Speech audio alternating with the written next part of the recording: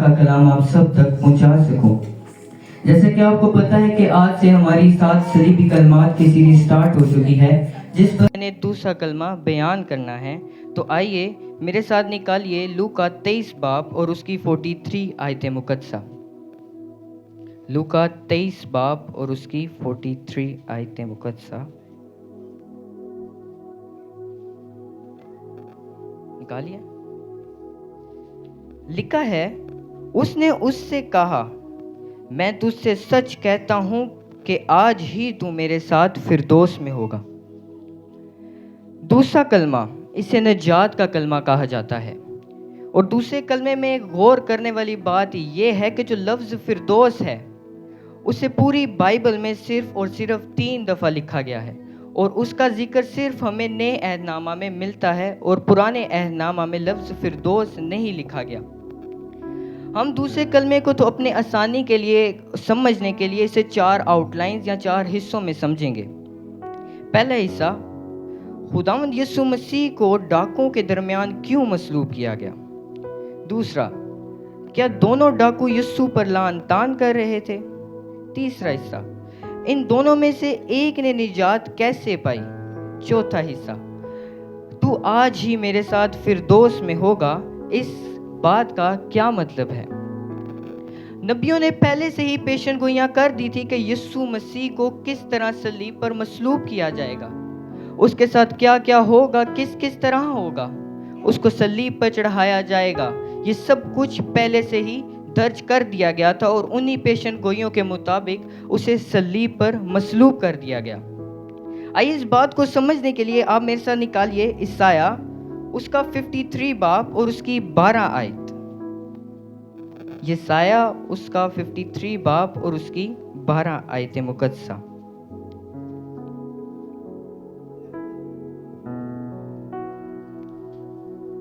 یسایہ 53 باب اور اس کی 12 آیت مقدسہ نکالیے۔ اس کے دوسرے حصے میں لکھا ہے کہ اور وہ خطا کاروں کے ساتھ شمار کیا گیا۔ کیا لکھا ہے؟ کہ اور وہ خطا کاروں کے ساتھ شمار کیا گیا۔ اس نوشتے کو پورا کرنے کے لیے وہ 2 ڈاکوں کے درمیان مصلوب کیا گیا۔ آئیے میرے ساتھ واپس آپ آئیے لوکا 23 باب اور اس کی 39 آیت مقدسہ پہ۔ لوکا 23 باب اور اس کی 39 آیت مقدسہ۔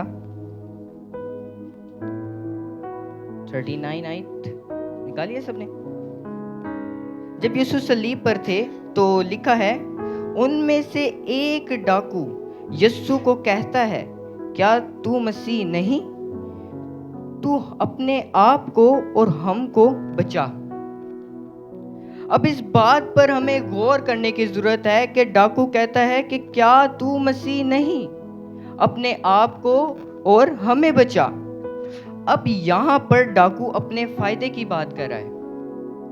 ڈاکو کو یسوع پر ایمان نہیں، مگر اب وہاں پہ وہ پھنسا ہے تو وہ اس کو کہہ رہا ہے کہ کیا تو مسیح نہیں؟ اپنے آپ کو اور ہمیں بچا۔ میرے عزیزو، جب ہم بھی کسی مشکل میں ہوتے ہیں، کسی پریشانی میں ہوتے ہیں، تو تب ہمیں یسوع یاد آتا ہے۔ تب ہم کہتے ہیں کہ خدا ہمیں یہ دے دے، یہ دے دے، ہماری یہ مشکل سولو کر دے، ہماری یہ پرابلم ختم کر دے۔ تب ہم چرچ میں آتے ہیں، دعائیں کرواتے ہیں، ہر چیز کرواتے ہیں جب مشکل میں ہوتے ہیں۔ اور جب سب کچھ ٹھیک ہو جاتا ہے، ہماری مشکلات ختم ہو جاتی ہیں، تب ہم نہ چرچوں کی طرف رخ کرتے ہیں، نہ خدا کو یاد کرتے ہیں، اپنے کاموں میں مصروف ہو جاتے ہیں۔ اسی طرح اسی ڈاکو نے بھی یہی کیا۔ اپنے فائدے کے لیے یسوع کو کہتا ہے کہ تو اپنے آپ کو اور ہمیں بچا۔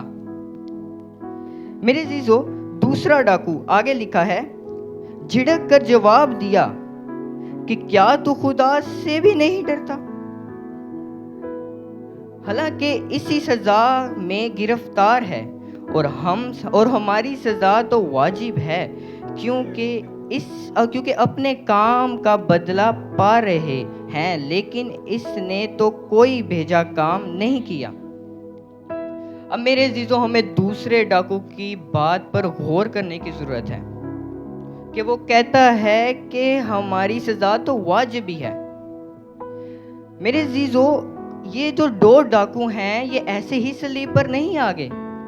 صلیب پر اس شخص کو مصلوب کیا جاتا تھا جو شخص گناہگار تھا، قتل کرتا تھا، ہر قسم کا گناہ کرتا تھا، اس کو صلیب پر مصلوب کیا جاتا تھا.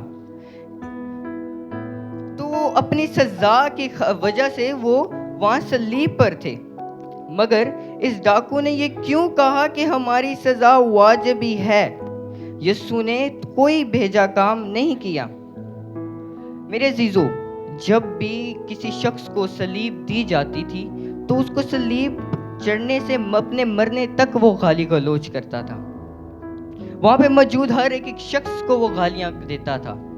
جو صلیب پر ان کے مصلوب چڑھا رہے ہوتے تھے ان کو گالیاں دیتا تھا. وہاں پہ ہر ایک شخص کو گالیاں دیتا تھا. مگر ہمارے یسوع نے ایسا کچھ نہیں کیا. اگر اس بات کو ہم دیکھیں تو آپ میرے ساتھ عیسائیہ 53 باب 6 آیت میں لکھا ہے، نکالیں عیسائیہ اس کا 53 باب اور اس کی 6 آیت میں نکالیے. اس کے بھی دوسرا حصہ میں لکھا ہے، اور جس طرح بھیڑ اپنے بال کترنے والوں کے سامنے بے زبان ہے، اسی طرح وہ خاموش رہا. کیا لکھا ہے کہ جس طرح بھیڑ اپنے بال کترنے والوں کے سامنے بے زبان ہے، اسی طرح وہ خاموش رہا. میرے عزیزو، ہمارے یسوع نے سب کچھ خاموشی سے سہا.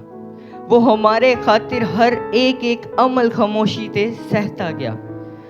اس نے ہمارے خاطر دکھ سہے، صلیب پر چڑھ گیا، لوگوں کے تانے سنے، اپنے منہ پر تھکوایا. ہر ایک عمل اس نے خاموشی سے سہا.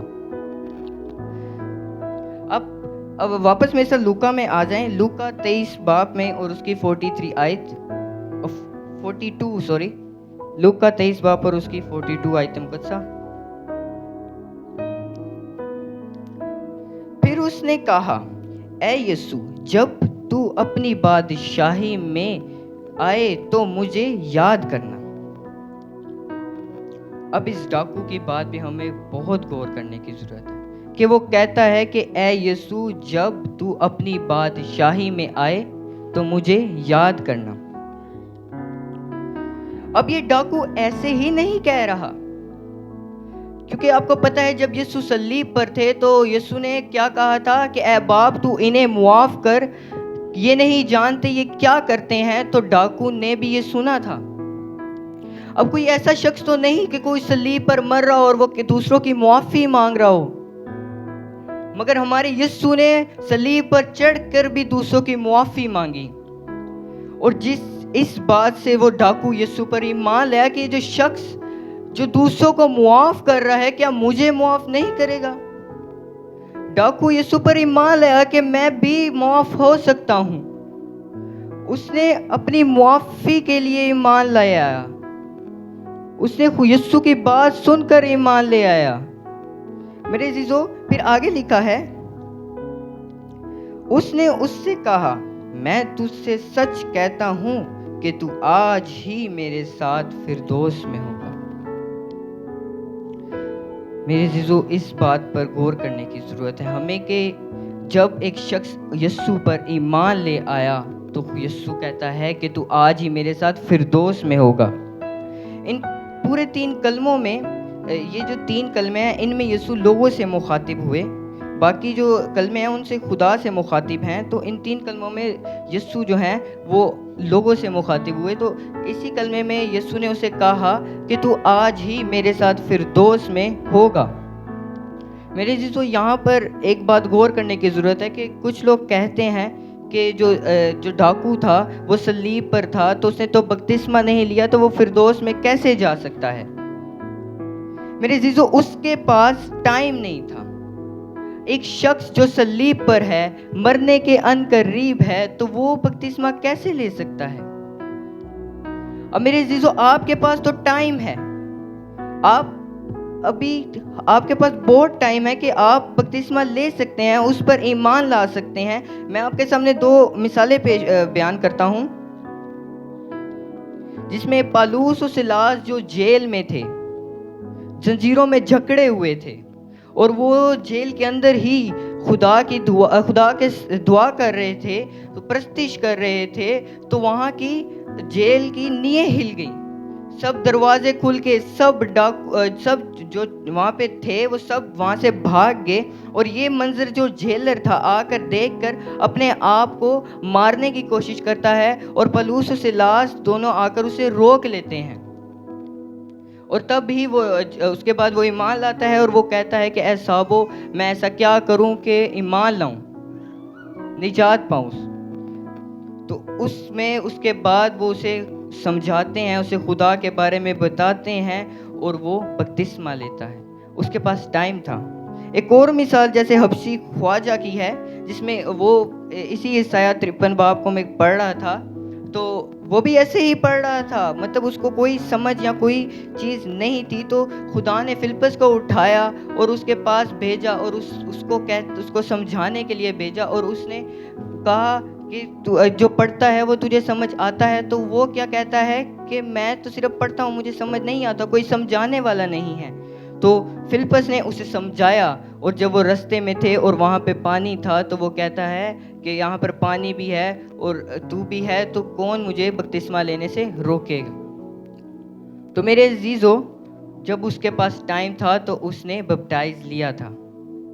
اس شخص کے پاس وقت نہیں تھا، وہ ایمان لے آیا تھا. اگر اس کے پاس وقت ہوتا، اس کے پاس ٹائم ہوتا، تو وہ بپتسمہ لیتا. اب ہمارے پاس ٹائم ہے، وقت ہے، تو ہم بھی بپتسمہ لیں اور اس پر ایمان لائیں کہ وہ زندہ خدا ہے اور وہ معاف کرتا ہے. تو جب ہم ایمان لیں گے تو وہ ہمیں بھی کہے گا کہ تو آج ہی میرے ساتھ فردوس میں ہوگا. وہ کیوں نہ کہے گا؟ تو میرے عزیزو، ہمیں چاہیے کہ ہم اس پر ایمان لائیں، بپتسمہ لیں اور اس کے ہر کام پر چلیں. تو یہ دوسرا کلمہ تھا، اور میں ادھر سے آپ سب کو اس کلام کے وسیلہ سے برکت ملے. آمین.